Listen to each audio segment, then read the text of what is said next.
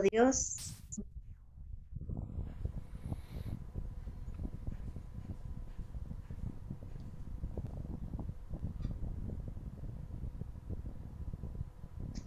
amado Dios, en esta tarde nos ponemos en tus manos para darte gracias por este tiempo de formación, por este tiempo de iluminación, por este tiempo que nos regala, Señor, para que cada día nuestra fe crezca, que cada día demos un mejor testimonio de cristianos, que pongamos en tus manos todas las situaciones que están en nuestro entorno, que te demos gracias siempre, Señor, reconociendo que sin ti nada somos, que recordemos a nuestro Padre Seráfico San Francisco de Asís, en todo el amor que le ponía a todas las criaturas, que tengamos presente toda esta enseñanza recibida y que la vivamos y que la experimentemos y que podamos ser luz y sal en esta tierra.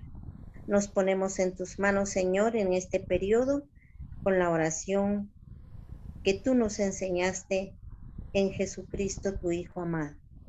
Padre nuestro que estás en el cielo, santificado sea tu nombre. Venga a nosotros tu reino. Hágase tu voluntad en la tierra como en el cielo. Danos hoy nuestro pan de cada día. Perdona nuestras ofensas, como también nosotros perdonamos a los que nos ofenden. No nos dejes caer en tentación y líbranos del mal.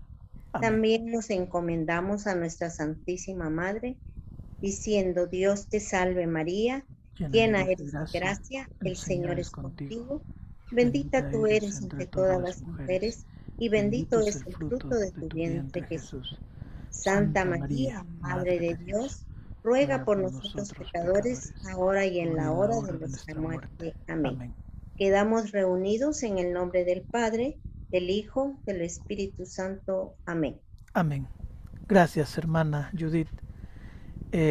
Pues bien, esta semana o esta sesión va a consistir en el Evangelio de Juan. ¿Ya? Ahorita vamos a compartir la pantalla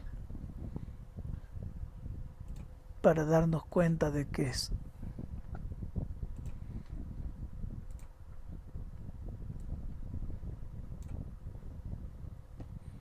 Hay muchas formas de mencionar el Evangelio de Juan.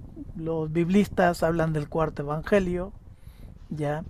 Si hablamos de la comunidad bíblica internacional que compete todas las iglesias históricas cristianas, ¿no? Luteranos, anglicanos, menonitas, todos ellos le llamamos el Evangelio de Juan, ¿ya? Bueno, no importa si le llamas Juan o el cuarto Evangelio, de esto vamos a hablar. Tratar de meternos en una lectura crítica sobre este cuarto Evangelio, ya le diré dónde está el punto de vista crítico. Vamos a servirnos de estos instrumentos, ¿no? Tenemos aquí, por ejemplo, las pautas de una nueva comprensión, que quizás es lo más actual del Evangelio de Juan. Ya es póstumo, ¿va? Esta obra, porque Oriol Tuñí ya murió, Josep Oriol Tuñí, ¿ya? Y tenemos también acá la introducción al estudio propiamente del Evangelio de Juan, el mismo autor, pero ya con Xavier Alegre, que es un español también, escritores joánicos y cartas católicas. ¿Ya? Es un estudio más profundo sobre el mismo Evangelio y las concordancias o lo que se llama en Biblia las exégesis del Evangelio por Raymond Brown, que es la exégesis más actualizada, tomando a San Crisóstomo, un padre de la Iglesia, en qué consiste esto del Evangelio de Juan y cuál es su significado. ¿Ya? Entremos en materia. A ver, el Evangelio, según por el mismo texto, está escrito por un discípulo amado. A ver, cuidado, el discípulo amado puede ser cualquiera, pero por la tradición de la Iglesia le han llamado el discípulo amado al evangelista Juan, al apóstol Juan. Pero esto no está muy claro. Ya vamos a ver más adelante, ¿no? El texto original del Evangelio de Juan está escrito en griego. Cuando hablamos del texto original, no se vayan a pensar que decimos que aquí hay un texto y les muestro el libro. No existe un libro original. Para los que piensan que existe una Biblia original, no existe. Existen pergaminos, pedazos, trozos, dispersados en todo este planeta. Ustedes no saben el trabajo que se hizo en el 64 para juntar todo esto y crear la Biblia de Jerusalén, que es la más actualizada. ¿Ya? Luego vinieron los expertos y volvieron a revisar porque habían errores de traducción. Eso es normal, siempre hay errores de traducción.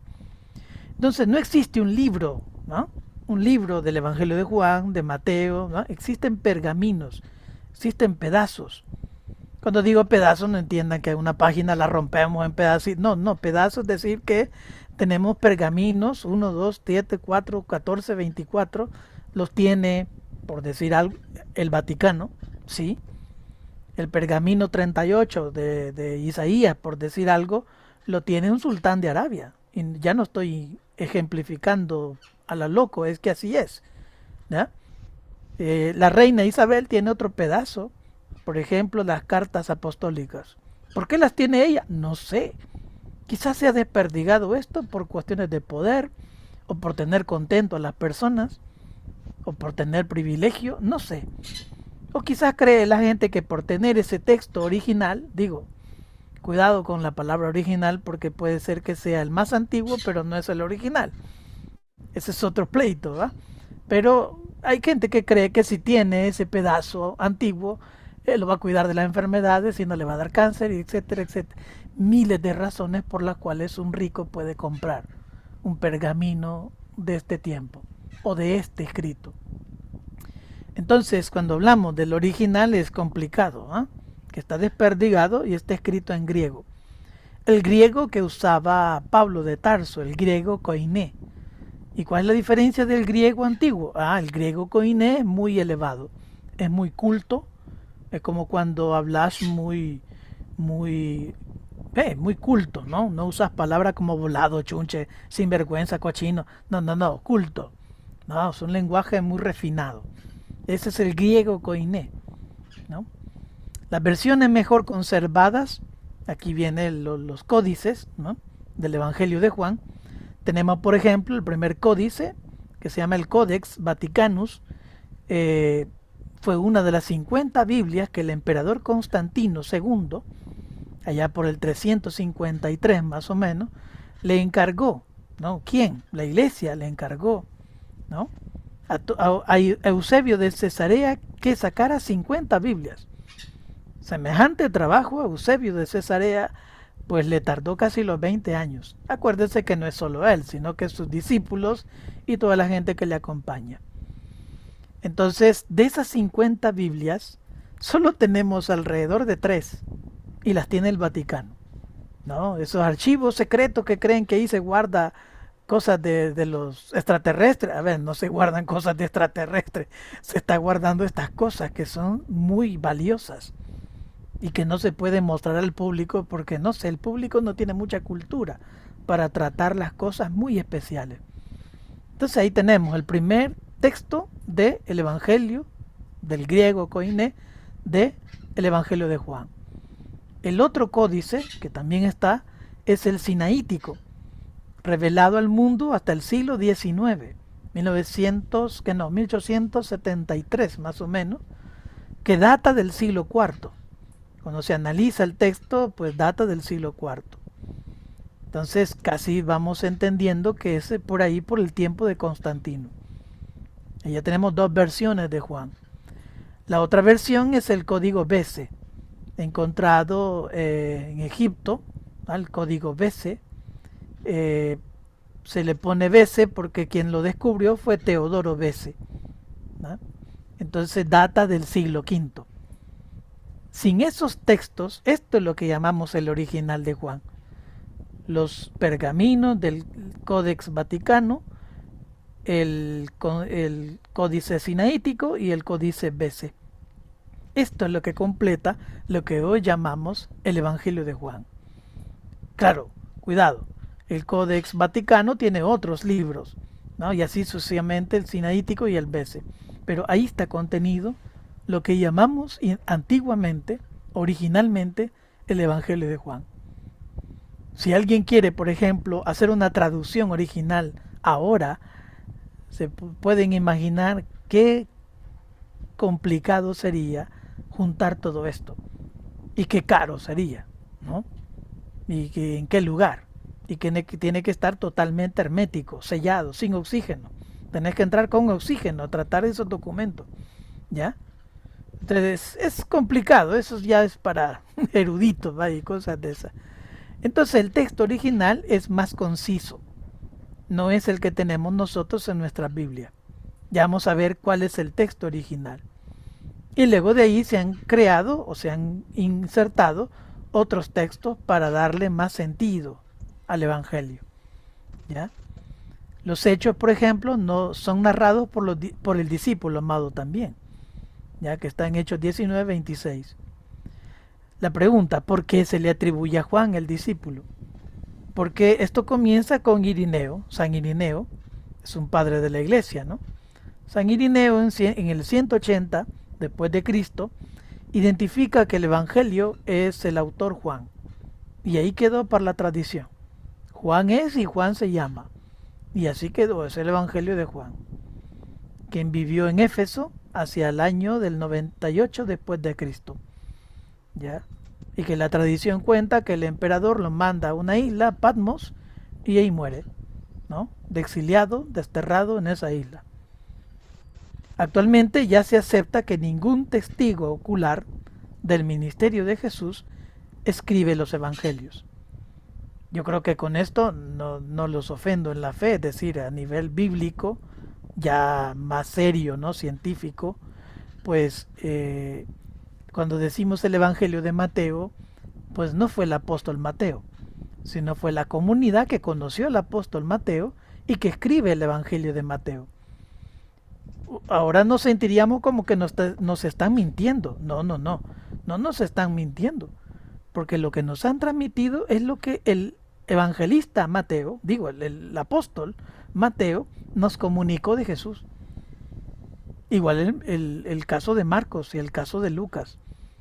Pero con certeza ninguno de los apóstoles escribió los evangelios. Fueron las comunidades y los que escucharon la experiencia, la vivencia de estos apóstoles.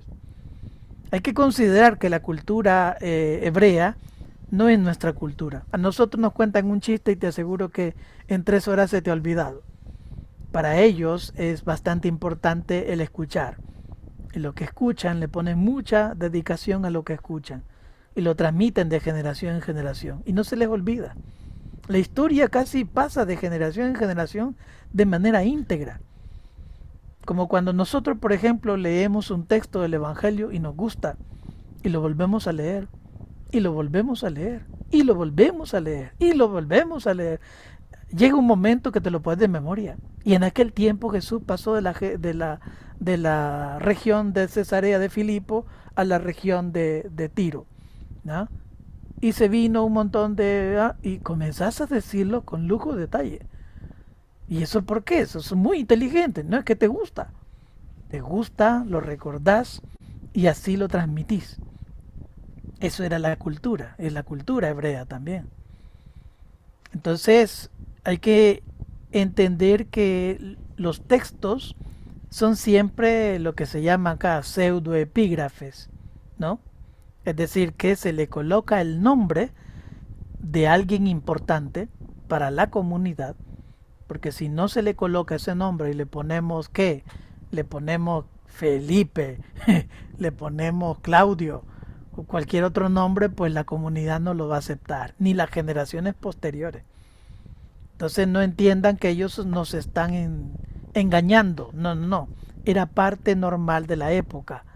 Era así, colocarle el nombre de alguien importante. Por eso quedó Mateo, Marcos, Lucas y Juan. Bueno. Dicho esto, el Evangelio posee una gran familiaridad con la cultura palestina. Parece ser que el Evangelio conoce la cultura palestina. Los eruditos o los estudiosos dicen entonces el Evangelio surgió de la cultura hebrea. ¿ya? Porque hace mucha referencia y con lujo de detalle las culturas judías y los rituales, el modo como apresan a Jesús, ¿no? Porque a veces, a ver, en los años cuando hay Semana Santa y vas al rito de la Pasión el viernes por la tarde, Viernes Santo, ¿no? Por la tarde, vos decís, ay, es que leyeron el Evangelio más largo. Pues sí, el Evangelio de Juan, el que tiene más detalles sobre el proceso, el ajusticiamiento, la tortura, la crucifixión y la muerte de Jesús, que los demás no lo tienen. Entonces, tiene una solidez de la cultura, pero al mismo tiempo estamos posterior a la destrucción de Jerusalén.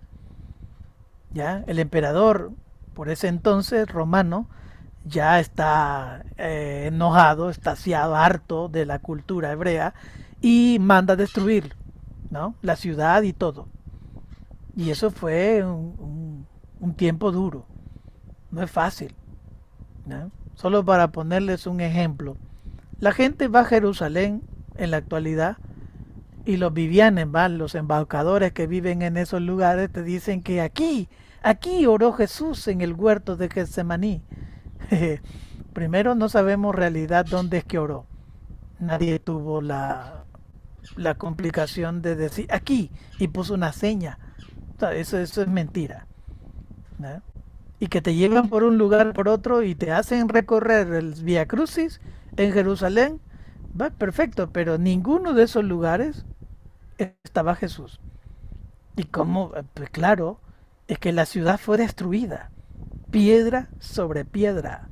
Donde caminaba Jesús está bajo tierra, 3 metros, 4 y algunos lugares 6 metros. Bajo escombros, bajo tierra. Si uno tiene curiosidad y alguna vez alguien ha ido y preguntó, o sea, hay excavaciones, hay un montón de descubrimientos arqueológicos en la actualidad, tratando de encontrar por dónde, ¿ya? Pero como ya está construida la iglesia, y entonces no vamos a cambiar el lugar, porque si no se nos cambia todo, se complica todo. Pero no se complique. La fe no está en el lugar, la fe está en tu corazón, ¿verdad? Y que Dios está con uno. Este es la más grandioso. Pero es la destrucción de Jerusalén. Entonces todas estas cosas de cultura se van transmitiendo, porque los judíos salen a las comunidades y encuentran una comunidad, ¿no? Una comunidad helenística, una comunidad de pensamiento griego, del cual ahí va a comenzar la construcción o la redacción del Evangelio. Por eso el Evangelio tiene una riqueza judía, pero al mismo tiempo tiene una enseñanza muy griega. Al principio estaba el verbo era Dios, ¿eh? El verbo estaba con Dios. Esa forma como inicia el Evangelio es una enseñanza muy griega. Así se escribe en griego, ¿no? Muy ontológico, muy complicado. Mucha gente sencilla no entiende. Y eso de la palabra y el verbo, ¿quién es? Pues era Jesús, ¿ya? Jesús es la palabra, el verbo. Estaba con él antes de todos los tiempos, por él se creó todo, para él es todo, y hacia él va a recurrir todo. Eso es un poco la enseñanza que va a introducir el Evangelio. El Evangelio en mucho tiempo fue acusado de ser agnóstico. ¿Qué es eso de agnóstico? No lo confundan con los gnósticos, que los actuales, ¿va? Sino agnóstico. El agnosticismo es una corriente filosófica que busca conocer cualquier cosa. Brujería, fantasía, magia, devociones, el rosario, lo que caiga, todo conocimiento para él es importante. Entonces, ¿qué es lo primero que aparece? El agnóstico tiene un montón de mezcolanza en su cabeza. Cree de todo y cree en nada. Y trata de meterse, ¿va? A auscultar, ¿no? Todas las cosas en el universo. Esa es la composición filosófica que llamamos el agnosticismo. Alguien dice que el Evangelio de Juan quiere comprender todo, saber de todo y escudriñar de todo. ya vamos a ver que no es cierto. Tiene unos elementos muy característicos y lleva una secuencia. Porque el Evangelio, creo que ya cosa que debe quedar clara, no es importante la biografía de Jesús. Los evangelios no quieren decirnos la biografía de Jesús. Los evangelios quieren enseñarnos cómo vivir como cristianos, siguiendo a Jesús. Eso es lo que quieren los evangelios. El caso de Juan mucho más, ya vamos a ver por qué. Los descubrimientos, por ejemplo, de Qumran, son las cuevas que tienen esta fotografía acá, ¿ya? En el Mar Muerto, hacia el norte del Mar Muerto, existen estas cuevas, ¿ya? Y en esos hoyitos, dentro de esas cuevas, allí se descubrieron 10 cuevas, de las cuales se encontraron pergaminos que hasta la actualidad seguimos dándole vuelta a estas cosas. En 2017, ¿ah? Oigan bien, 2017 se encontró la 11ª cueva, y esa 11ª cueva se encontró un pergamino del que hoy se está escudriñando, que parece ser que es la continuación del profeta Isaías. Dentro de quizás unos 20 años, y la iglesia le dé vuelta a estas cosas, pues posiblemente tendremos no 63 capítulos del profeta Isaías, sino más. ¿Ya? Pues sí, es continuación, y es original y data del tiempo, del 576 a.C. Así que todavía esta cosa se va moviendo, ¿ah? Es decir, en Qumran esas investigaciones trajeron ciertas dudas del Evangelio, diciendo que entonces el Evangelio es un pensamiento escénico, que son los grupos que vivían en estas cuevas, los esenios, donde hay claramente en el Evangelio una división entre luz y tinieblas, ¿no? El que no está conmigo no puede, ¿no? Hay luz y tinieblas. En el mundo, en la forma de vivir de nosotros, tenemos que esclarecer dos problemas. Los espíritus, que le llamaba San Ignacio de Loyola, ¿no? Verdad y mentira. Tenés que aprender a identificar dónde está la verdad y la mentira en este mundo. Y esto no es fácil. Necesitas del espíritu, necesitas de acompañamiento, necesitas de ciencia, necesitas de muchas mediaciones para entender qué es esto. Algo te pasa dentro, algo sentís dentro. Perfecto, no te asustes. Hay que esclarecerlo, hay que determinar qué es correcto, qué no lo es. Por dónde hay que caminar, por dónde no. Pero es que me gusta aquí está. Bueno, pero ese es el punto. Yo tengo que terminar y elegir por dónde debo caminar. Sí, pero los demás hacen lo mismo. ¿Yo por qué no voy a hacer lo mismo? Eso es lo que tenés que elegir. Los demás pueden hacer lo que quieran, ¿ya? Y pueden ser incoherentes en lo que quieran. La pregunta es si querés vos individualmente ser incoherente o coherente. Estar en la luz o en las tinieblas. Este es el punto. Y los esenios eran muy dados a estas combinaciones de paralelismo que se llaman, ¿no? ¿Estás conmigo? No estás conmigo. ¿Estás en la luz o en las tinieblas? En la verdad o en la mentira, ¿no? Así como decir, por poner un ejemplo, perdónenme, acabamos de celebrar la fiesta de San Francisco. Sí, pero ¿cómo es que celebrar la fiesta de San Francisco, pero no puedes tolerar a una persona que vive a la par tuya? Es que es parte del carisma franciscano, aprender a convivir con todos. Y con todos, pues, con los buenos y con los malos, con los feos y los bonitos, ¿ya? Pues celebramos, pero en la práctica no celebramos. En la práctica destruimos lo que supuestamente celebramos. Bueno, los documentos agnósticos, gnósticos, esto ya hacen gnósticos de Nag Hammadi en Egipto, pertenecientes al cristianismo gnóstico primitivo, dan elementos interesantes para ir separando de lo que no es el Evangelio de Juan. Por eso se dice, ¿no? Es más seguro que el Evangelio sirviese de base para estos documentos, el Hammadi, ¿no? Y no al revés. Que el Nag Hammadi resultó ser como la base del Evangelio de Juan, porque ya cuando se investiga, estos datan del siglo III y IV. Entonces el Evangelio de Juan ya está escrito. Estamos hablando hacia finales del siglo primero, ¿ya? Antes del año 100 después de Cristo ya está escrito el Evangelio, así que no puede ser al revés. Por tanto, el Evangelio no es gnóstico ni agnóstico, ¿ya? Sino que es un conocimiento muy propio, muy original, ¿no? De los cristianos. Este es un poco para ubicar, ¿va? El mapa donde estamos en tiempo del Evangelio, de la construcción del Evangelio. Ya está orientado todo el Imperio Romano, ¿ya? A esa época el Imperio Romano es lo más grande que pudo haber llegado. Eso es todo, ¿ya? Esto que siempre decían que querían conquistarlo, pues nunca lo lograron. La Dacia, ¿no? Y Britania, que también les costó más de la mitad del imperio en términos de riqueza para tratar de conquistarla, pues solo llegaron a la mitad. Pero es decir, entonces el Evangelio es esto, el Evangelio es cosmopolita, el Evangelio tiene un montón de cultura dentro, ¿ya? Tiene elementos griegos, tiene elementos macedónicos, tiene elementos egipcios, ¿ya? Pero no porque la base lo tomaron sino que la cultura de los que escriben van a introducir, sin maldad, estos elementos que son parte de las enseñanzas del texto. Vamos al esquema general del Evangelio.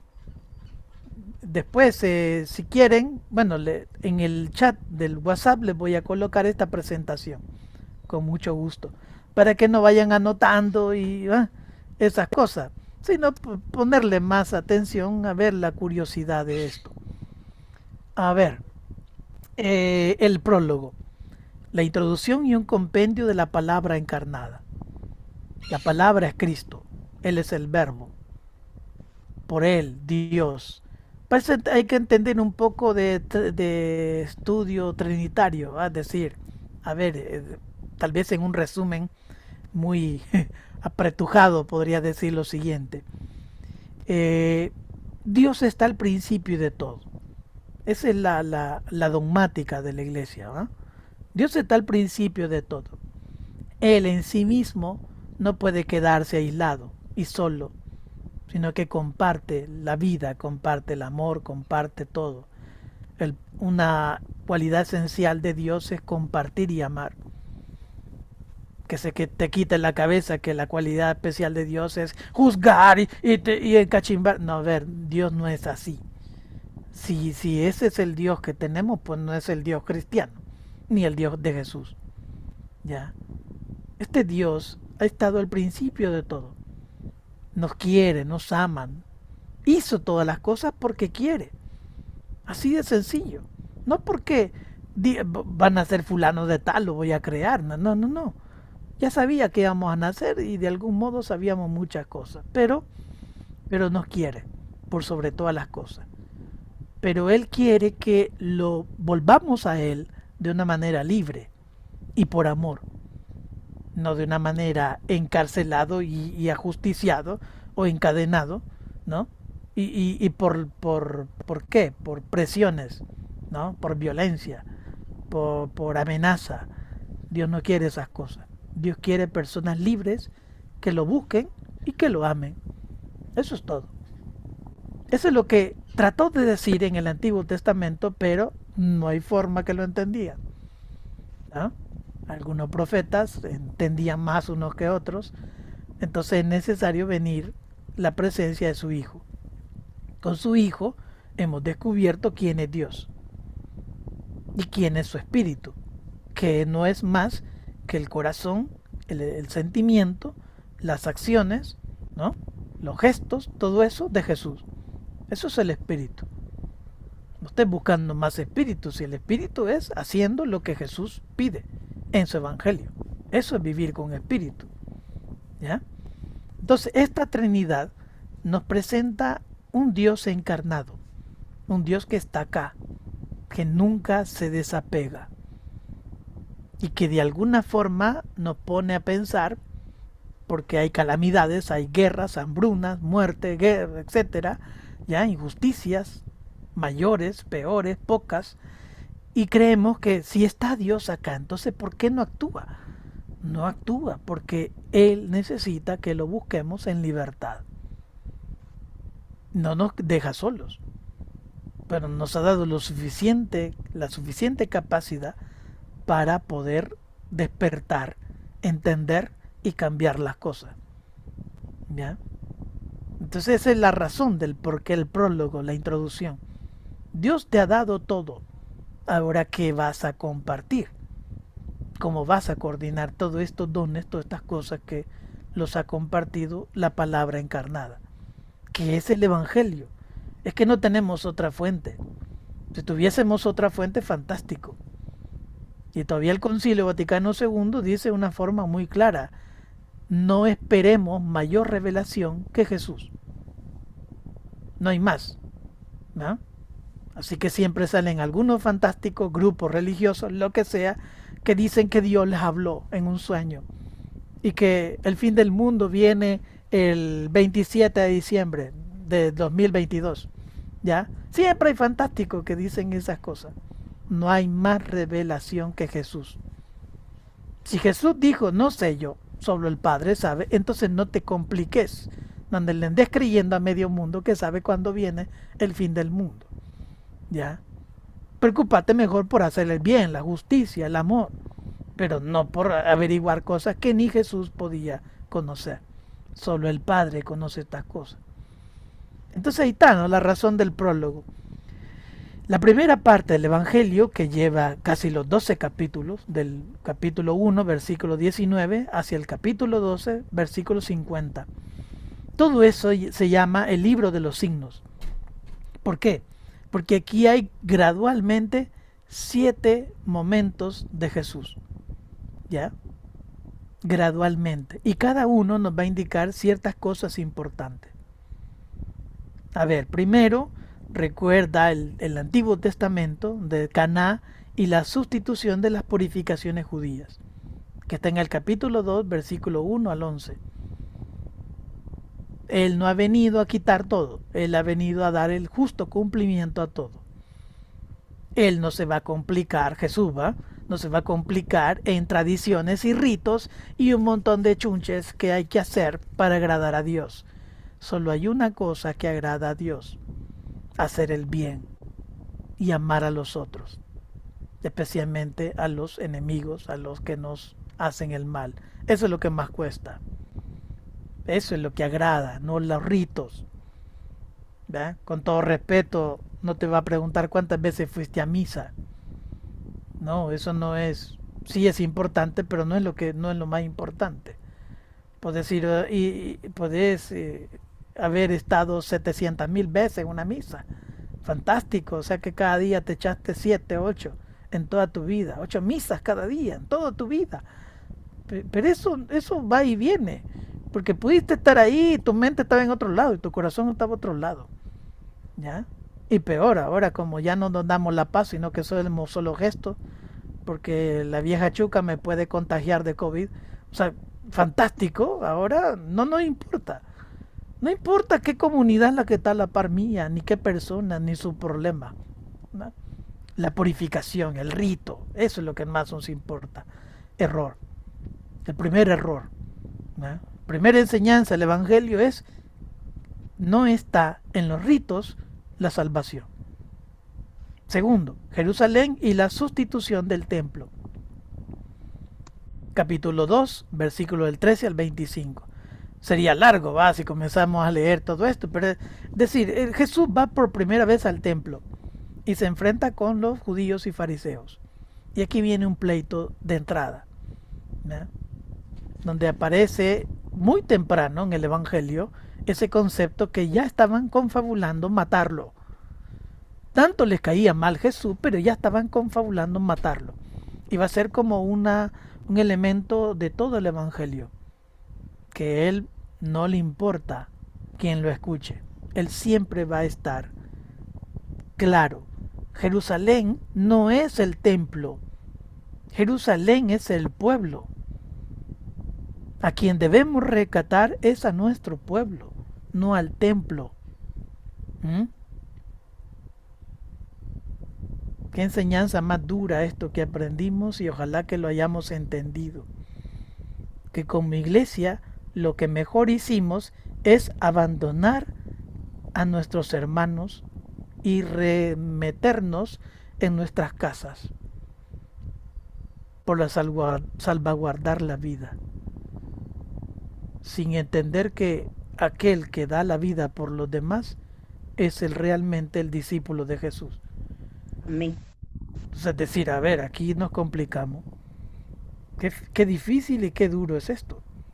¿No? Nos encerramos por miedo, porque de algún modo no entendemos que el pueblo es lo más sagrado, nuestra gente. Y aquí el Evangelio no está hablando de ciertos cristianos, nuestro grupito de comunidad de iglesia, no, está hablando de Jerusalén, el pueblo, buenos y malos, ricos y pobres, todo el pueblo.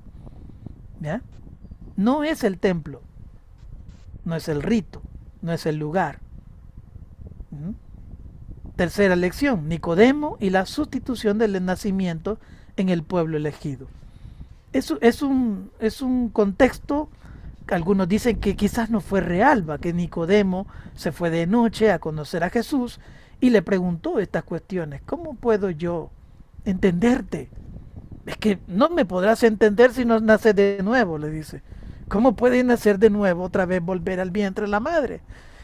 Casi como parafraseando a Jesús, un poco muy salvadoreño, le dice, no seas tontito, hijo. Es que no estoy hablando de eso. Estamos hablando del agua y del espíritu, de dos símbolos que son fuertes en el Evangelio de Juan. ¿Ya? El agua es quitarte lo que no sirve para construir con Dios. Y son miles de cosas, ¿no? Lo que llamamos fácilmente conversión, pero no es tan fácil.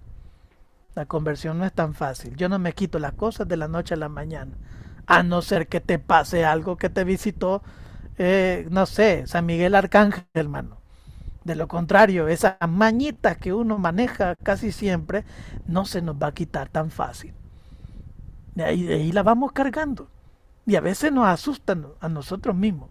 Esas ciertas mañitas que uno maneja. Pues sí, no es fácil entender el agua. Ahora el espíritu, dejarse guiar por lo que dice el Evangelio. No es tan fácil. ¿Ya? Primero hay que quitarse las mañas para luego entender el espíritu. Porque si no te quitas las mañas, no vas a entender al espíritu. Lo vas a entender a medias. ¿Ya? Y hay mucha gente que va caminando en la vida cristiana a medias. No se convierte del todo, ni tampoco quiere ser malo. ¿Eh? Pero ella anda jugando. Ella anda jugando. La cuarta lección, ¿no? Es la samaritana y la sustitución del culto en Jerusalén. ¿Mm? La samaritana, ¿se acuerdan? Aquella mujer que Jesús le pide de beber. ¿Ya? Entonces, ¿qué? Le dice, pues, no, a ver, ¿cuál es la historia? La cosa es que termina Jesús diciéndole que, bueno, tienes razón, porque no tienes un solo marido. ¿Ah? Has tenido varios. Y el que tienes actualmente tampoco es tuyo. Ese lenguaje no lo agarren al pie de la letra. O sea, alguno que no conoce el texto va a empezar a predicar diciendo que la samaritana era una desgraciada, que andaba con un montón de hombres. A ver, no, es una historia lo que está contando. Hay que recordar un poco el tiempo de la deportación hacia Babilonia. ¿Ya? Los samaritanos no se fueron con los babilónicos, los dejaron en el lugar. ¿Por qué? Porque ellos dijeron, pues, quieren que pongamos 3 dioses en el templo, pongan los hombres, sí, pónganlo, no hay problema. Ahí nos vamos a venerar y los vamos a cuidar, no tengan pena. Y por eso nos los deportaron. Los israelitas sí. ¿Ah? Muy celosos con su Dios Israel, ¿ah? Yahvé, entonces fantástico, los deportaron.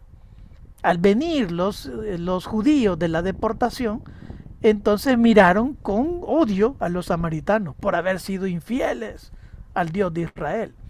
Bueno, ahí está el pleito que todavía no se calma hasta la fecha. De ahí viene el pleito. Entonces el pleito no es con una mujer, ¿no? Ni achacar a la pobre mujer que tiene un montón de maridos. No, El pleito es que esa es la crisis que tiene nuestro pueblo. La crisis es el odio que sentimos con unos, con otros, por una razón u otra. Ya cada quien revisa, por ejemplo, en El Salvador, ¿cuál es la crisis? La crisis ahora es que creemos que Nayib Bukele es el presidente más fantástico, ¿ya? Y todos los demás que no están con él son Satanás. Punto. Bueno, en esas condiciones está más complicado el asunto. Si uno quiere aprender del Evangelio de Juan, no tenemos que encontrar enemigos, tenemos que buscar soluciones. El odio es lo que más destruye las cosas que construimos, ¿ya? Que supuestamente construimos. Y luego viene el segundo milagro de Caná, ¿ya? Luego viene la reacción ante Jesús de personajes que representan a una clase. El judaísmo oficial, que son todos los que están cerca del gobierno en Jerusalén, las autoridades del templo, el fariseo Nicodemo, porque es un fariseo, pero él trata de entender a Jesús, nunca lo siguió. Es interesante porque no fue parte de sus discípulos, pero, pero es como eso que decíamos, ¿va? No es ni es, ¿no? Es decir, quiere seguir a Jesús, pero no deja su puesto, ni tampoco sus privilegios como fariseo. Y la samaritana, que ya le hemos dicho, y el funcionario real, ¿ya? Todas estas cosas son un proceso de enseñanza. Si no nos purificamos, si no dejamos de vivir en violencia, en odios, en desprecios, en divisiones, si no aprendemos que lo más sagrado es nuestro pueblo, y especialmente los que padecen, los que sufren, si no entendemos estas cosas, no vamos a estar preparados para entender el Espíritu, la luz, el mensaje de Jesús. De ahí vienen los temas tratados posterior, que son parte de esto, la primera parte, la sustitución de las fiestas veterotestamentarias, que ya un poco lo hemos dicho, el sábado, ¿no? El reemplazo por Jesús, el nuevo Mesías. Yo soy el dueño del sábado. Eso es fuerte, ¿no? Eso es fuerte. El sábado era lo más fantástico para los judíos. Jesús dice no. No, el sábado está hecho para el hombre, no el hombre para el sábado. Así que no nos compliquemos. ¿Ya? ¿Qué pasa? Si se te pierde un animal, ¿qué vas a hacer? Ah, lo vas a ir a buscar, va. Porque no podés perder tu animal. Pero si se pierde un esclavo, como es sábado, te vale. Y que se muera. Como no es algo rentable para vos, entonces lo dejas morir. Entonces la vida lo hacemos conforme a nuestros intereses. La Pascua, el maná reemplaza por el pan de vida, que es la sabiduría. Y aquí nos metemos un tema serio y no me quiero meter tan fuerte porque, no sé, me van a linchar ustedes porque nosotros vamos a comulgar y ojalá que entendiesen esto de buena manera. Nosotros vamos a comulgar y está bien, pero el problema es ¿por qué lo hacemos? Porque creemos que con eso no estamos ganando el cielo. Ah, ¿están seguros de eso? ¿Seguros que al comulgar te ganas el cielo? ¿Ya? ¿O el problema es otro? Se supone que yo comulgo porque estoy convertido.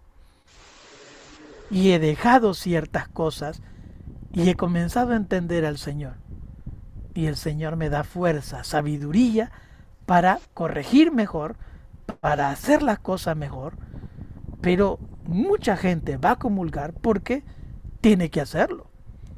Si no, van a decir que soy malo. ¿Ya? Hasta los postulantes o la hermana que está ahí postulando, los postulantes se quedan sentados cuando hay misa. ¿Qué va a decir el formador? A saber qué hizo, qué pecado mortal ha de estar. Te tiene todo el derecho de quedarse sentado. Es la conciencia de cada uno. Vamos a comulgar porque tenemos ya la capacidad de seguir caminando, porque comparto la vida con Jesús y me comprometo con Él a seguir transformando este mundo, pero en serio. O sea, si yo no siento esa fuerza, pues me quedo sentado, tranquilo.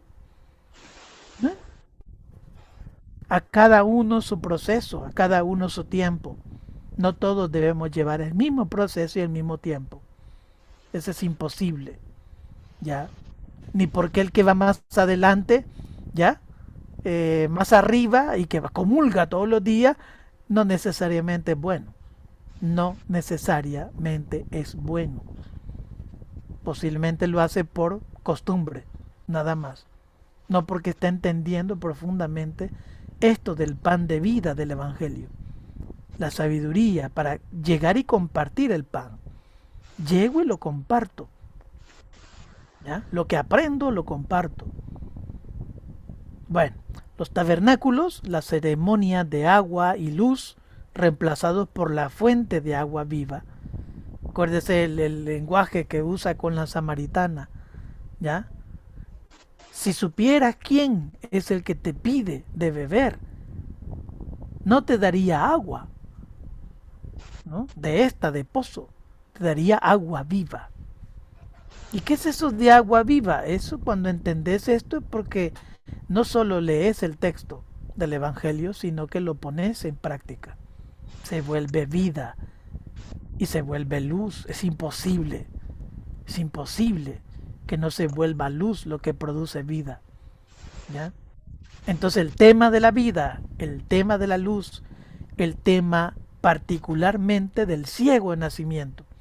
Y esto es un texto fantástico. Si ustedes, por ejemplo, hacen un retiro, no sé en qué momento, y se llevan este texto para analizarlo en ese retiro, yo creo que sería fantástico. Pero antes preparen el texto, porque el texto es fabuloso.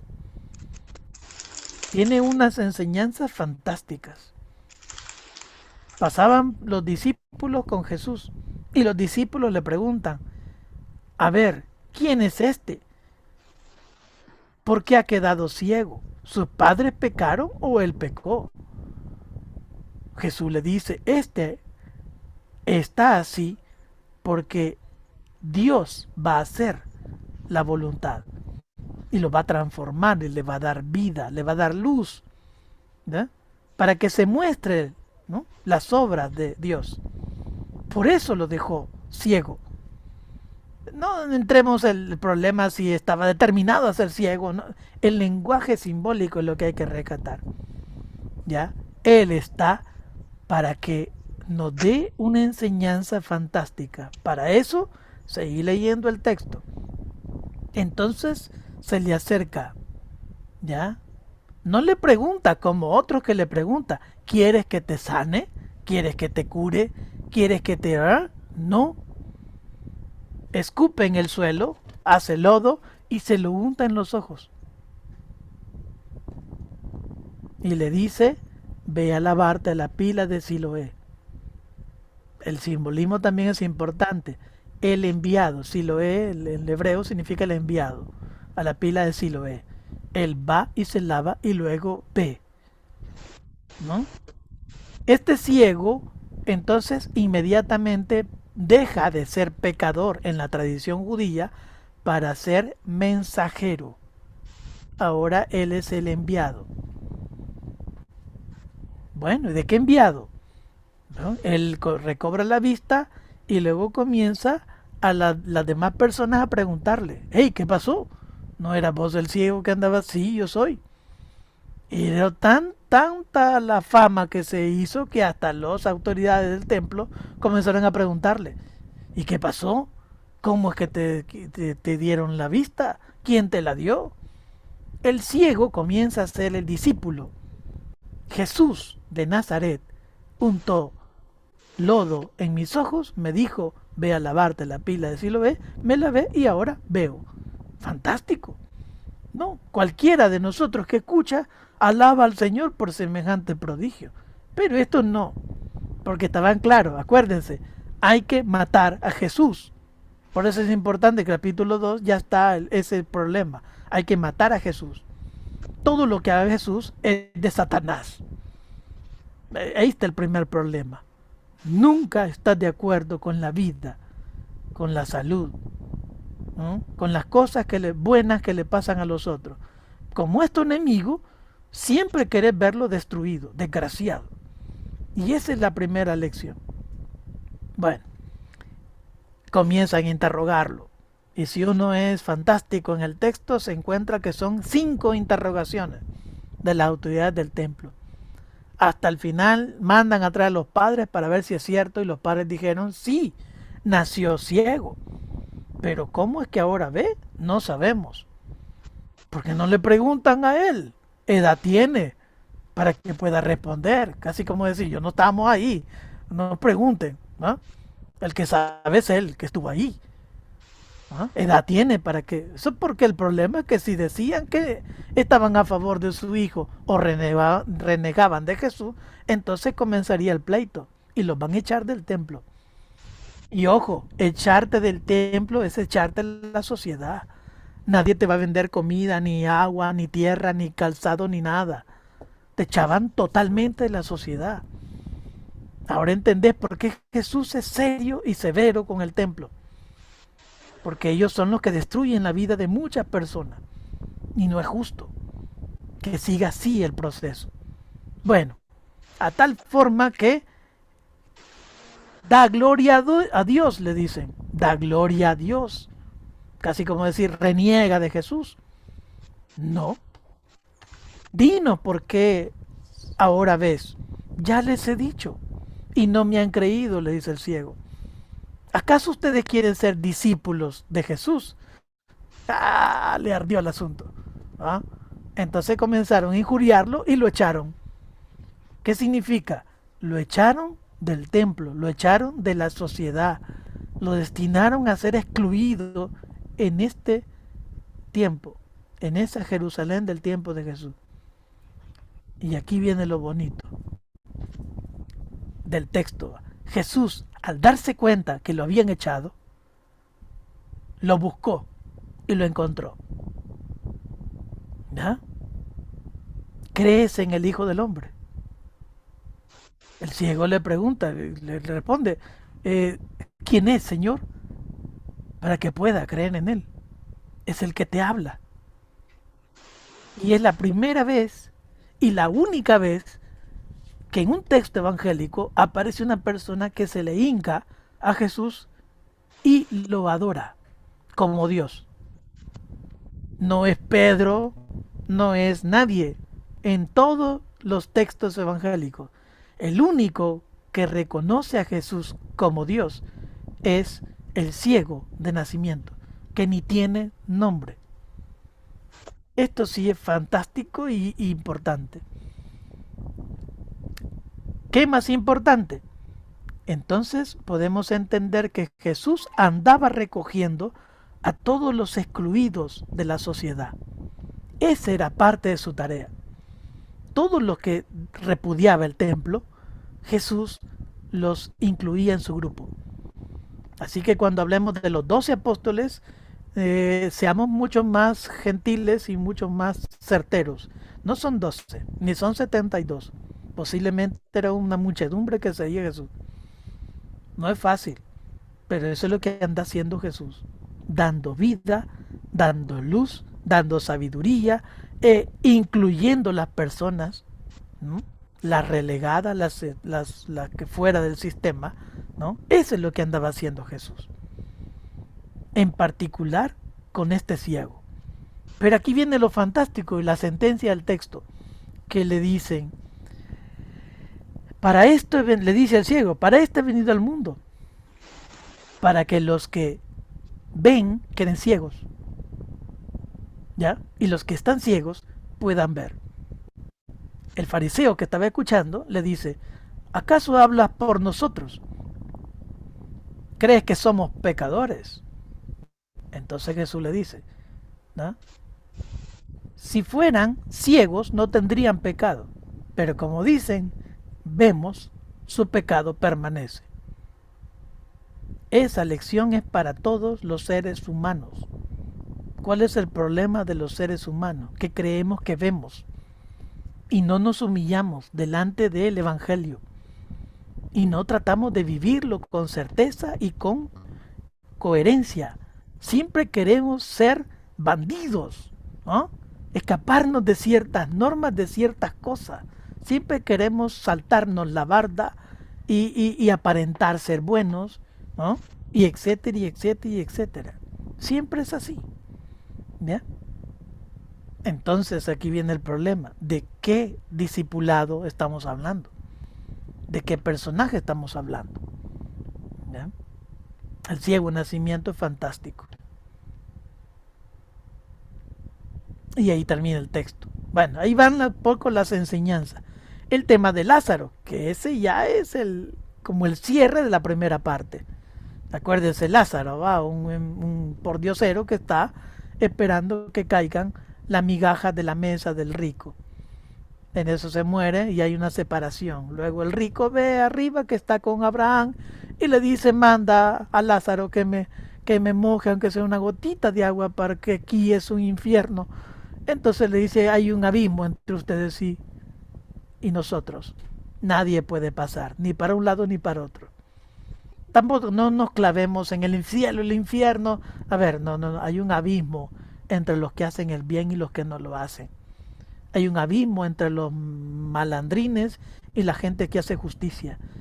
Hay un abismo entre la gente que toca niños y maltrata a niños y aquel que respeta, abraza y ama a los niños. Hay un abismo total. Y no puede el Evangelio hacer brochazos de barniz. Sí, es medio bueno, sí es cierto. A ver, hay un abismo y hay una elección. Hay una toma de postura. ¿Dónde querés estar? Es la pregunta del Evangelio. ¿En la vida o en la muerte? ¿En la luz o en las tinieblas? ¿Dónde querés estar? La segunda parte, que va del capítulo 13 al capítulo 20, el 1 al 31, la última cena. El lavatorio de los pies y la tradición. Perdón, la traición. Todo ese texto es largo. Es largo. Cómo se prepara el lugar donde está, en la parte de arriba de la casa. Posiblemente alguien diga, en la segunda planta. No, no necesariamente. Puede haber sido simplemente en el plafón de la segunda planta, o sea, el plafón nada más, al aire libre. Nadie puede conocer, pues como tenemos la pintura de Da Vinci, ¿va? Creemos que fue una sala enorme donde había una mesa. A ver, posiblemente fue en el suelo, ¿ya? Y fue sencillo. Pero aquí hay una gran lección. El que quiere servir, el que quiere tener privilegios, entonces que lave los pies a los demás. Ahí está el punto. Pero nadie quiere lavar los pies a nadie. Nadie quiere humillarse. Todos queremos pasar como fantásticos y gente importante. ¿Mm? Es un gran problema ahí. Los obispos no quieren acompañar a su pueblo ahora. No quieren. ¿Ya? Es raro el obispo que anda detrás en cada comunidad, desvelándose por los problemas de su pueblo, trabajando, ayudando, buscando solidaridad internacional. Y es raro el obispo que ahora no, nadie quiere lavar los pies. ¿Ya? Entonces, qué nos convertimos? En traidores. No estamos siguiendo el Evangelio. Por eso es el discurso de Jesús, que lo divide en tres partes, ¿no? Y quita las tres partes: 16, 4, 33, 15, 1, 16, versículo 33, y del 17, el 1 al 26. Estas son las tres partes del discurso de Jesús, que sería fantástica. Es otro modelo de cómo guiar nuestra vida y qué exigencia lo que nos plantea Jesús. Aquí están las tres partes del Evangelio, de nuestra exigencia como cristianos: la pasión de Jesús, la muerte, la escena del huerto de Getsemaní. Importante ese proceso de que es un ser humano, ¿sí? Es un ser humano que tiene miedo a la muerte. Sí, tenemos miedo al mal, tenemos miedo a la muerte. Somos seres humanos, no somos ángeles, somos seres humanos.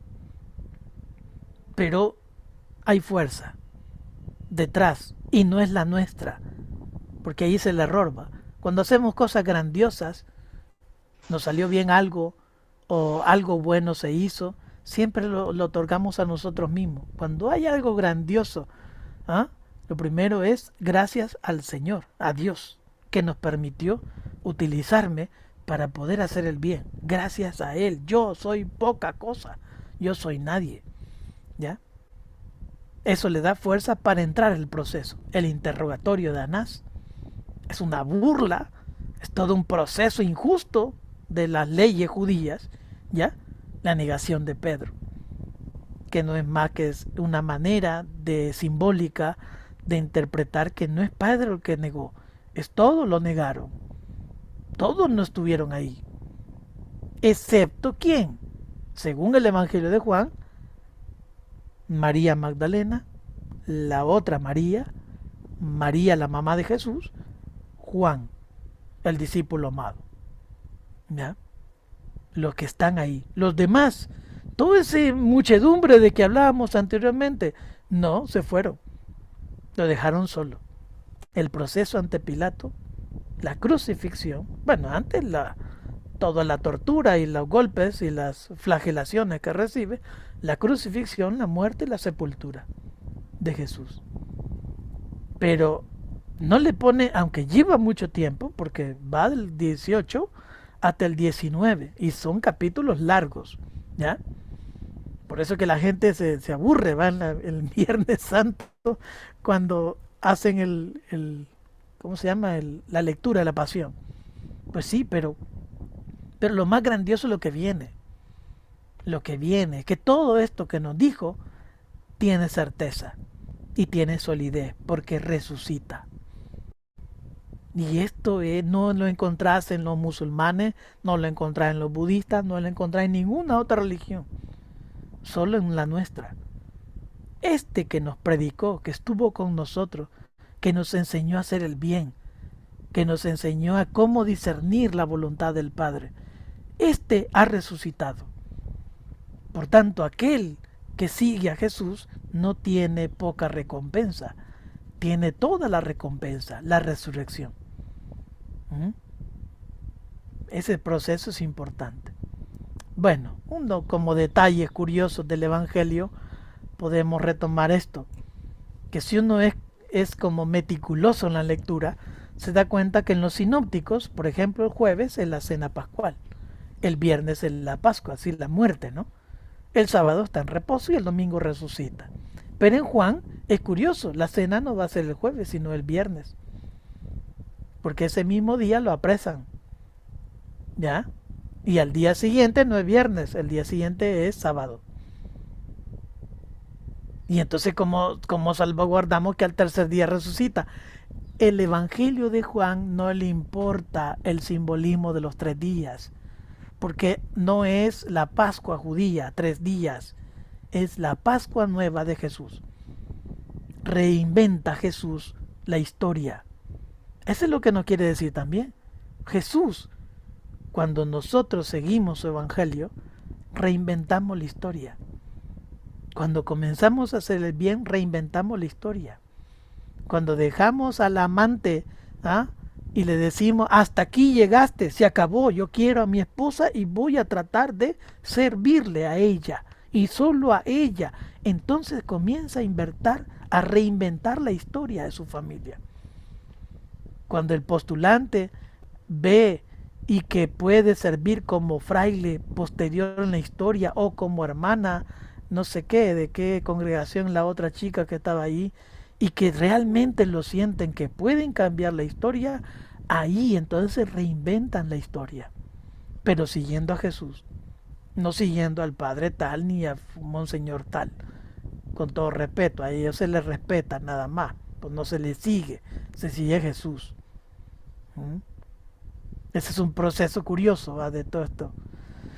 Entonces Jesús usa metáforas para descubrir, para tratar de descubrirse a sí mismo, ¿no? Es decir, es una técnica literaria que muchas veces es mal interpretada. Yo soy el concepto de Jesús en el Evangelio de Juan, yo soy. La ironía, no comprenden a Jesús, nunca. ¿Por qué? Porque no sos humilde, no sos una persona baja, Es necesario aprender a ser humilde. Cuidado, humildad no es bajar la cabeza. Humildad es reconocer que yo no soy. Él es, Dios es, el Señor, su Espíritu. Él es, yo no soy. Entonces comenzás a tener humildad. ¿Cómo es posible que un negrito allá por el Perú, ¿no?, que barriendo y amando un ratoncito y amando los animales que están ahí en el convento, cómo es posible que este hombre así, con esas cualidades tan sencillas, ahora es uno de los grandes santos de la iglesia, San Martín de Porres? Porque entendió que es humildad. No la reinterpretó, no comenzó a hacer teoría, no, a vivir, es vivir. Por eso es irónico. Leemos el Evangelio y no lo comprendemos. Es irónico que no queremos tampoco ponernos a la tarea a vivir. El doble sentido es parte de la pedagogía de Jesús. ¿Ya? Palabra con significado en hebreo o en griego, diversos significados que va a colocar. ¿Mm? Primero para ayudar a los discípulos, luego para la comunidad de los creyentes cristianos, pero tratando de encontrar un sentido más profundo de las cosas. Ojo, parte importante del Evangelio es que Él proviene de otro mundo. Y esto es algo muy certero. ¿Ya? Él no es de este mundo. Pero Él da sentido a este mundo, a pesar de no ser de este mundo. Eso es fuerte. ¿Ya? Otro problema es que nos metamos a escudriñar el análisis exegético del texto, pero es fuerte el mensaje simbólico. ¿Ya? Porque el agua es otra cosa, la carne es otra cosa, el pan es otra cosa, el espíritu es otra cosa, la luz es otra cosa para Jesús en el Evangelio. La inclusión es fundamental, ¿no? Que está repetido en los textos de inicio y el final. Parece ser que es el punto de inicio y es el punto final del Evangelio. Aquí está en la cita, ¿no? Juan 1:19, y luego te vas al 21 al 12b, que es el segundo párrafo del versículo 12, ¿ya? Perdón, el segunda oración del versículo 12. Cuando usted encuentre A, B, C, D en la Biblia, es simplemente porque hay una oración y se divide por punto y coma. Entonces pasa a ser B, o por punto y seguido pasa a ser C, y así sucesivamente. Ahí está el punto de inicio y final. ¿Cuál? Inclusión. Eso es lo que pide Jesús. Que nosotros incluyamos a todos, seamos servidor de todos. Y todos no es solo los católicos, todos es todos, el mundo entero. Para eso hay que prepararnos. ¿En qué vas a servir? En la ciencia. Entonces prepárate en la ciencia. ¿En qué vas a servir? Predicando. Entonces prepárate, estudia los textos, estudia Biblia. Sé serio con lo que vas a decir, por favor. No salgas con unos discursitos raros y crueles o salvajes en las homilías del domingo, por favor. Ya basta de todo ese montón de gente que solo se sienta, escucha y lee el Evangelio y luego comienza a hablar lo que se le ocurre, porque no ha preparado nada. ¿Ya? Hay que ser más serios en eso. La escatología realizada, Juan subraya que esta realidad ha comenzado ya. El reino no es después, el reino es ya. Y se ha realizado en él y luego en todos los discípulos, hasta los últimos tiempos. Ya puede ser el reino. Sí, hay una transformación de nosotros, personal y comunitaria. El diálogo que se convierte en monólogo. Es curioso, si uno lee los capítulos 14 al 17, te vas a dar cuenta que Jesús comienza a hablar con alguien y luego él está hablando solo. Él está hablando a nadie, según el texto, claro. Son discursos que llaman los expertos discursos universales, que es como la llamada a la conciencia profunda del que va a escuchar el texto. Y los discursos duplicados. El escrito hace recursos de dos manuscritos y los une para no perder la riqueza de los dos. Pero ¿cuál es el contenido fundamental? Bueno, antes rápido, solo lo pueden ver así con calma, esta cuestión. los términos, como aparecen cuántas veces aparecen estos términos en los evangelios. Y si uno es curioso, el evangelio de Juan está más cargado de todos los simbolismos de los tres evangelios juntos. ¿Ya? Padre, que es primacía, Él es todo. Si uno es certero y justo con los textos evangélicos, Jesús remite al Padre. Siempre es el Padre. Se nos olvida que Él es Dios. Se nos olvida que no es un viejito regañón. Ese es el amor en sí mismo. Él es nuestro Padre. Aunque nuestro Padre terrenal es una bestia, con todo respeto, puede ser, o no, gracias a Dios, quizás, ¿no? Pero nuestro Padre que está en los cielos es amor puro. Tenemos que aprender a respetar, a dirigirnos siempre a Dios Padre. El Padre es lo importante. Permanecer, el menón, esta es la palabra griega, ¿no? El pater sería en latín, ¿no? Meno sería el permanecer en griego, ¿ya? Es que curioso, ¿no? Permanecer es que lo puedo traicionar, claro, porque me puedo equivocar, pero sigo como el hijo pródigo. La riego, sí, pero sé que mi padre tiene cómo rescatarme. Sigo. Vida, en griego es zoe, ¿no? Pero no es vida de esta que sentimos nosotros, ¿va? Que tengo vida porque estoy vivo, no. Vida es porque tiene sentido la vida que hago. Tiene sentido, estoy contento con lo que hago. Si no, el zoe no es vida natural, sino es profunda, ¿no? Hay tres tipos de amar, claro. El agapao, ¿no? Que significa amar la comunidad. Pero primero tengo que amarme a mí mismo. El ágape ya es propiamente la comunidad. Y el fileo. A unos los amo más que otros. Y eso no tengan pena de decirlo. Y no sientan vergüenza de decirlo. A unos se aman más que otros. Es más cercano a mí. Lo siento como amigo, ¿no? No malinterpretemos todas esas cuestiones, pero son importantes. A unos los sentimos más que a otros, porque son más allegados a nosotros. ¿Por qué hablan del discípulo amado? Así de fácil, perdónenme, ¿eh? Así de fácil. Jesús amaba más a uno que a todos. ¿Y eso es exclusivismo? No. Él se entendía más con Juan y no con los otros. ¿Te vas a molestar? Molestate. ¿Te vas a enojar? Enojate. Sí. ¿Una madre ama a todos? Sí, claro que sí. Pero ama más a uno. Porque es el que más le cuesta o por el que más confía, miles de razones. El fileo. La luz, que es en griego es fos, ¿no? De ahí viene la palabra fósforo, ¿no? La luz. ¿La luz para qué sirve? Para ayudar a otros. No es para otra cosa. ¿Ya? Tengo una cosa y no ayudo a otros, entonces ¿cuál es el sentido de tener luz?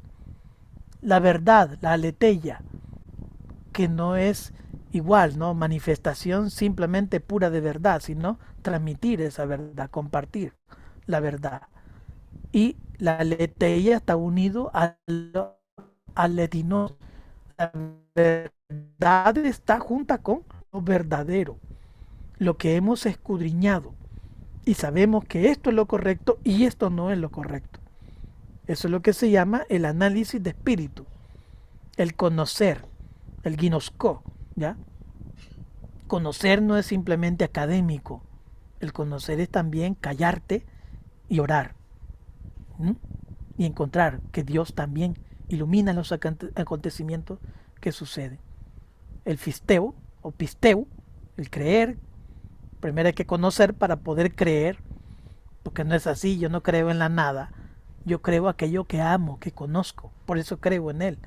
Y si hago todo esto, el Padre, permanezco en la vida, amo, luz, verdad, verdadero, conocer, creer, lo que me queda es testimonio. Y en el Evangelio aparece la palabra en griego martiría. Doy la vida por los otros. Cristiano que no da la vida por los otros no es seguidor de Jesús. Y no es simplemente, a veces te toca hacerlo literal, dar la vida por los otros. Pero es que cada momento das la vida, sin renegar. Cada momento damos la vida. ¿Mm? Sencillamente los padres o madres sabemos estas cosas más fácil. Cada momento nos levantamos y a veces tenemos achaques y tenemos dolores y así nos vamos a trabajar. Y así hacemos la cara sonriente, todo bonito, pero vos no sabés qué achaques andará y qué problemas anda. ¿Mm? En la universidad donde trabajo, la semana pasada nos dimos cuenta que una señora que hacía limpieza murió. Andaba con cáncer la mujer por 3 meses, nunca dijo nada. Nunca dijo nada. Y murió. Y un día antes de morir ahí estaba barriendo. Solo Dios sabe qué dolor tenía esa mujer. Pero no sé qué. Yo creo que si tuviéramos pisto, podríamos hacer santa a esta mujer, porque es lo mismo que hacía Martín de Porres. Se la aguantaba. Lo insultaban y se la aguantaba. Por los méritos de la pasión de Jesús, por los insultos de todo esto que vivió Jesús. Yo no soy nadie. Merezco más insultos. Y así hacemos por la vida. Otra cosa es decir si es justo o no es justo lo que le pasó a esta mujer. Pero es que así vamos dando la vida. Porque si no aprendemos a dar la vida, entonces ¿cuál es el chiste de llamarnos cristianos?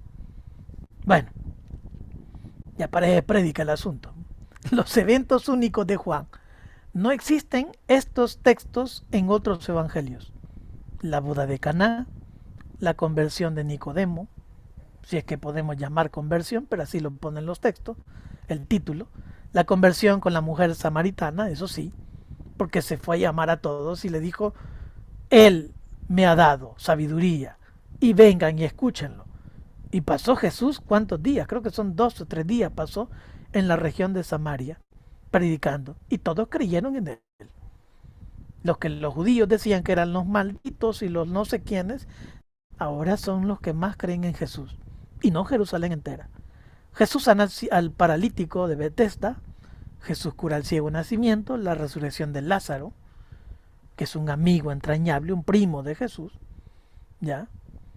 Eso de que ustedes se escuchan, por ejemplo, Monseñor Romero, se escucha de que él tenía ciertas familias a las cuales iba a descansar. También Jesús. También Jesús. Hay que tener ciertos amigos donde podemos descansar. No solo comer y descansar, cama, hamaca, lo que sea. Hay que tener amigos, buenas personas, no gente bayunca, ¿no? Buenas personas para poder descansar, para poder nutrirnos, para poder examinar lo que vamos haciendo. Buenas personas, no es malo eso. La oración sacerdotal de Jesús, cuando pide por el pueblo, llora por el pueblo. ¿Cuántas veces quise, ¿no? Juntarte como los polluelos juntan, la gallina junta los polluelos bajo sus alas. ¿Cuántas veces? ¿Cuántas veces? Pero mataron a los profetas. Iban a matar a Jesús. O sea, ese es fuerte, ¿no? Sabiendo de que sos la verdad, la perfección de la vida humana, de toda esta historia humana. Pero la mayor parte la detesta. Jesús llora, ¿no? En esta oración. La aparición a María Magdalena. Con todo respeto, quitémonos la idea que la tal Magdalena era mujer pecadora y no sé qué harto. Magdalena no es nada por el estilo de eso, ¿ya? Es un poco la tradición que la ha puesto en mala ubicación, ¿ya? No es esa Magdalena, ni siquiera. La Magdalena es una mujer que tiene plata. Y todo ese dinero, plata que tiene, la usa para cuidar al Señor. Eso es la Magdalena. ¿Mm? ¿Quién es la terciaria que ayuda a Francisco de Asís? ¿Que anda siempre detrás de Francisco de Asís? A ver, ¿quién sabe? Que es laica, una mujer. ¿Cómo se llamaba? Ajá, no saben ese detalle. ¿Ah? Hay varios santos que tienen una mujer detrás. Una mujer que les ayude. El padre Pío tenía una mujer, una amiga, ¿ah? Que en ciertos momentos se le declara que lo ama y que no sé qué, pero él la ubica, que hay mucho, hay un amor mucho más profundo que ese y más fantástico que ese, ¿no? Pero ahí va, ¿no? Magdalena es ¿qué? La amiga más cercana de Jesús, ¿no? Y es importante que es a ella quien se le presenta en la resurrección. No es a nadie más, es a ella. ¿Por qué? ¿Por qué crees? Porque ama. Esa mujer ama al Señor. No con el amor que siempre estamos tratando y siguiendo y pensando. No, es un amor más profundo. Ese amor fantástico que vemos entre Clara de Asís y Francisco de Asís. Un amor que supera lo carnal, va. Un amor que se deleita el estar uno con otro ayudándose mutuamente. Y la apariencia de Tomás, ¿va? Es decir, la aparición, perdón, que quería colocar acá. La aparición de Tomás. Bueno, esos son los textos, un poco brevemente las enseñanzas, ¿ya? Y el yo soy que les decía, yo soy el pan de vida, la luz del mundo, el buen pastor, la puerta de las ovejas, el camino, la verdad y la vida, y la vid verdadera.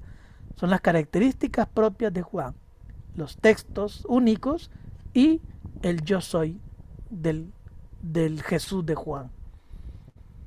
Bueno, reaccionemos a ver qué piensan, alguna curiosidad de todo esto. Pregunta, comentario. ¿Ah?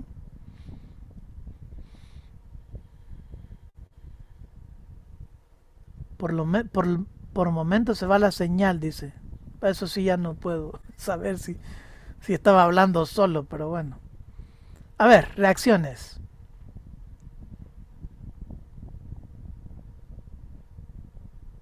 En el Evangelio de San Juan, distinto de los sinópticos, en los sinópticos se habla de milagro y aquí se habla de signo, ¿verdad? Ujú. Sí, Sí. sí. Y, A ver, usted porque dijo una palabra que ahorita se me escapa, pero que Jesús dice, el que me ve a mí, ve al Padre. Es la plenitud de la revelación de Dios. ujú, ¿Sí? sí, no en O sentido sea, físico, va. sí, Ya, sino en sentido profundo de la palabra.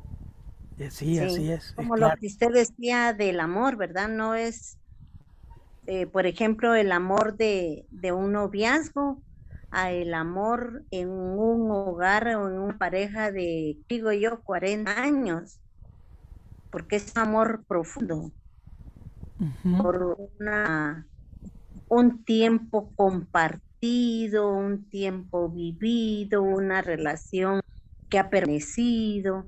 Entonces, así me imagino yo ese amor profundo, que no es el amor inicial, sino al contrario, es más fuerte, más puro, severo.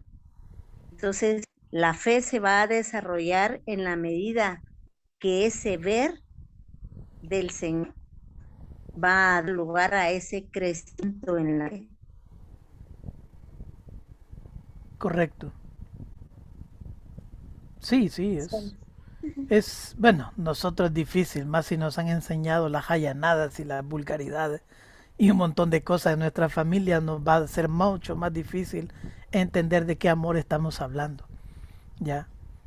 Si no sé, si nos habituaron a que desde temprano nos exacerbaban las cuestiones sexuales, mira esa mamacita, mira que no sé qué, y todas estas cosas culturales, no es que no sea imposible, pero nos va a costar más entender de qué amor está hablando, ya, cuando habla el Evangelio de Juan.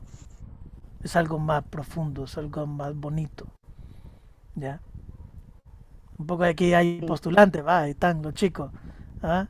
Y las edades que tienen, pues normal que tendrían que andar con una novia ustedes, hombre. Ya. ¿Y por qué no?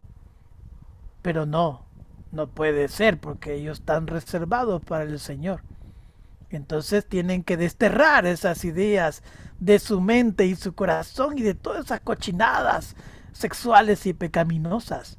A ver, si vamos por ese rumbo ya estamos mal, porque ellos tendrían que aprender a convivir con mujeres y a discernir qué conviene mejor. Así de fácil y sin asustarse, porque no queremos más curas de esos curas que andan con mujeres o con un chamaco de 15 años que lo andan jalando por los carros y se lo llevan, que dice que es acólito y se lo lleva al motel. A ver, de esos curas no queremos ya, basta. Ya, hacen más daño al pueblo de Dios. Necesitamos gente honesta, buena, que va sufriendo, que va caminando, pero va optando y que es coherente.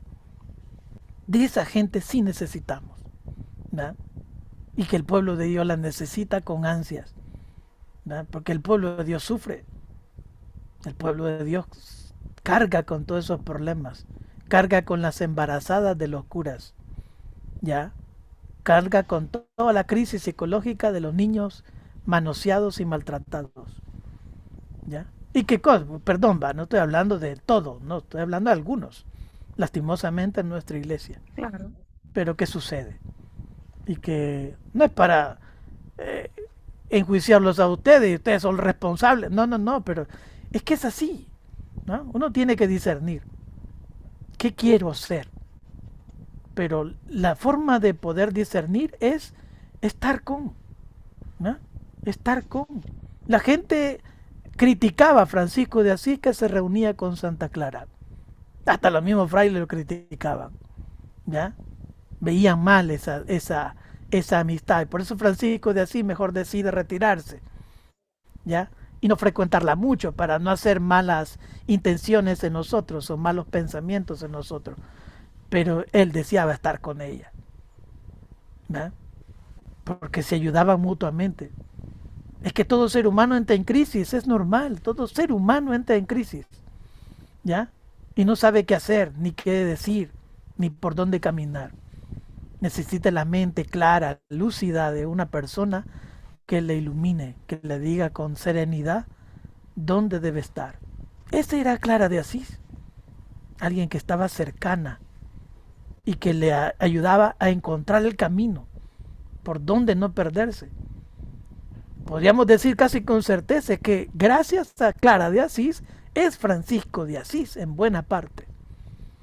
Y a su vez, gracias a Francisco de Asís es Clara de Asís en buena parte, ¿no? Pues la mayor parte es del Señor, ¿no?, que va ayudando. Bueno, ¿qué más? A ver, ¿qué otra idea?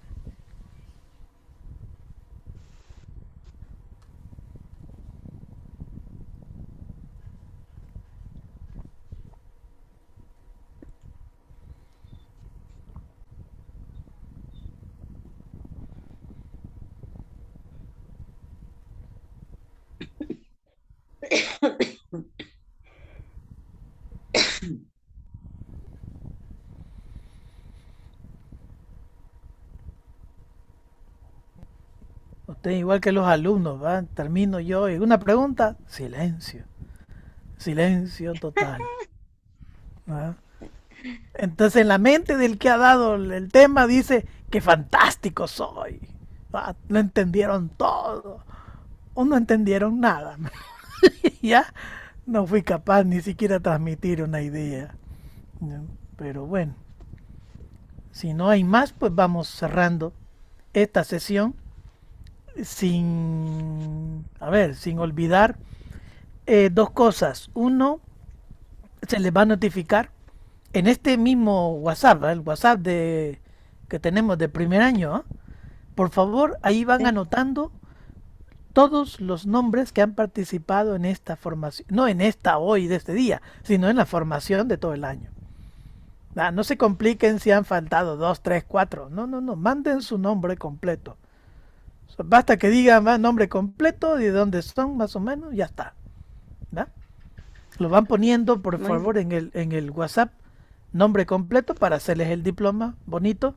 Y luego vamos a preparar todo esto y le diremos alguna fecha que nos podemos unir todos para mostrar el diploma y agradecer, ¿no? Entre todos, de una manera más formal y que estén Fray René, Fray Anselmo, Raúl Méndez, que han participado, ¿no?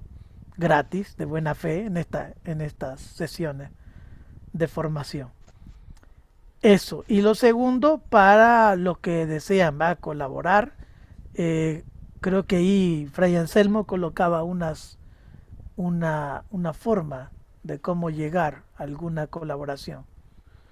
No, por lo menos lo que necesitamos es llegar a 150, que es lo que vale el Zoom, ¿va? 149,99 por un centavo. 150 es lo que vale el Zoom para tener esta licencia y que poder grabar y poder hacer todas estas cosas sin que nos esté cortando. Porque el Zoom gratis solo te dura 40 minutos y ahí te lo corta. O sea, no podemos hacer esas cosas, 40 minutos y luego, va, entonces nos volvemos a conectar porque va. No, no es así. O sea, la escuela tiene una licencia, ¿no? Eso es lo que urge en realidad. No son para los zapatos de Fray René ni para el injerto de pelo del hermano David, no, no, no es para eso, ¿ya? Así que no se compliquen, el dinero va bien invertido y con buen agradecimiento. Vaya, pues si no hay más, pues gracias y que Gracias. siempre nos bendiga el Señor, va, en estos procesos de la vida. Y a sacar los Así es. paraguas y a buscar cómo arreglar el techo porque viene una buena tormenta, ¿no? De aquí en la noche para mañana. A usted les va a llegar antes en Honduras. ¿Ya? Vaya pues, nos vemos, cuídense. Paz y Hasta bien a pronto. todos. Gracias, gracias por su Gracias. iluminación. Un gusto. Igualmente, Dios. Así bien, buenas tardes. Muchas Paz y bien. gracias. Un gusto, gracias.